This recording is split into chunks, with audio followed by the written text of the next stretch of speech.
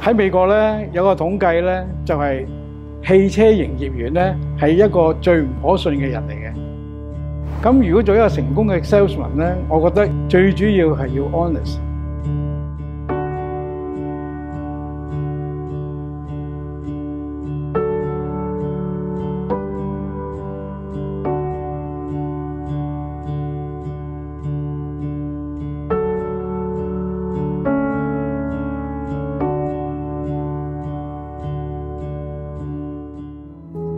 我係 Alan， 做咗車30幾年㗎啦。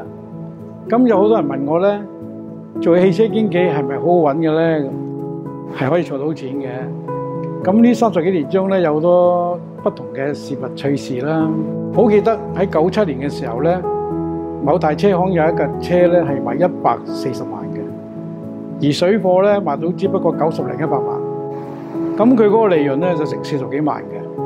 咁變咗咧喺 salesman 嚟講咧，亦都得到一個好好嘅待遇咯。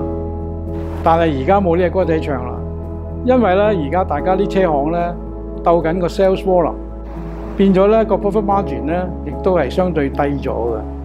咁你問我而家嘅 top sales 同以往80年代嘅 top sales 相比咧，我諗係冇咗40%噶啦。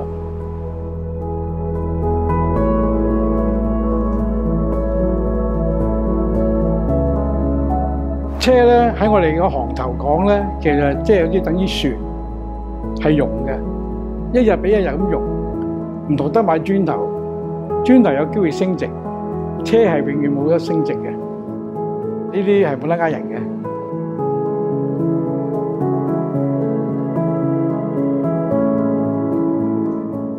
喺美國咧有個統計咧，就係汽車營業員咧係一個最唔可信嘅人嚟嘅。咁如果做一個成功嘅 salesman 咧，我覺得需要3個 H。第一就係 humor， 第二就係 humble， 第三個咧就係 honest。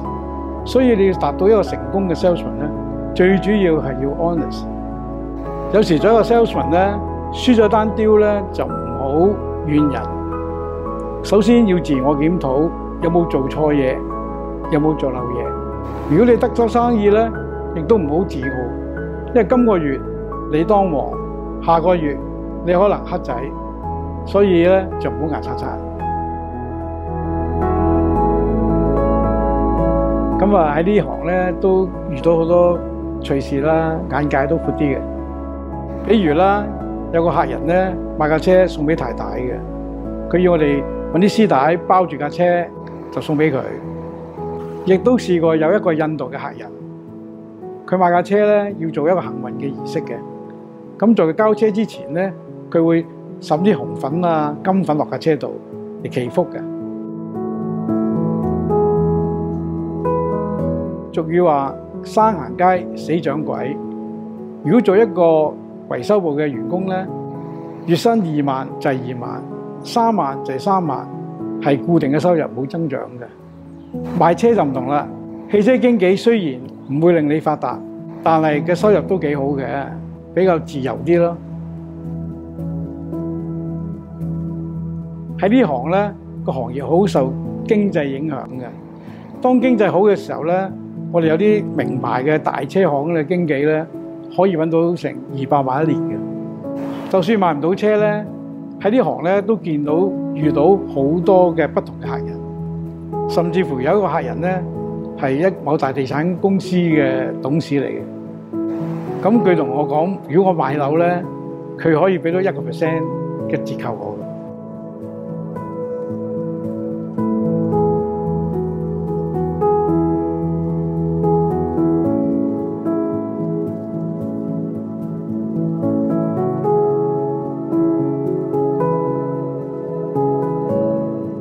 我已經67歲啦，我做咗汽車幾十年，咁我都曾經攞過幾年 top sale。咁我對我嚟講好有光榮，亦都有滿足感嘅。如果我揾人笨，1傳10，10傳8，咁你個 image 就冇咗噶啦。所以我強調一定要誠實。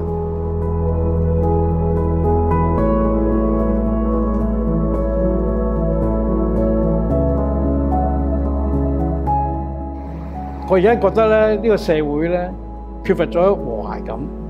呢個年代嘅香港人啦，好多時都建基於喺金錢上，做任何嘢咧都少咗份情同埋回信喺裏面啊。而家香港人乜都投訴，所以做官嗰啲咧亦都係少做少錯，唔做唔錯啦，搞到政府咧啲嘢落後咗好多，同埋做事唔夠彈性啦。好似運輸署咁啦，日日都排長龍，淨係搞個樓牌都要2-3個鐘。你話邊個世界咧？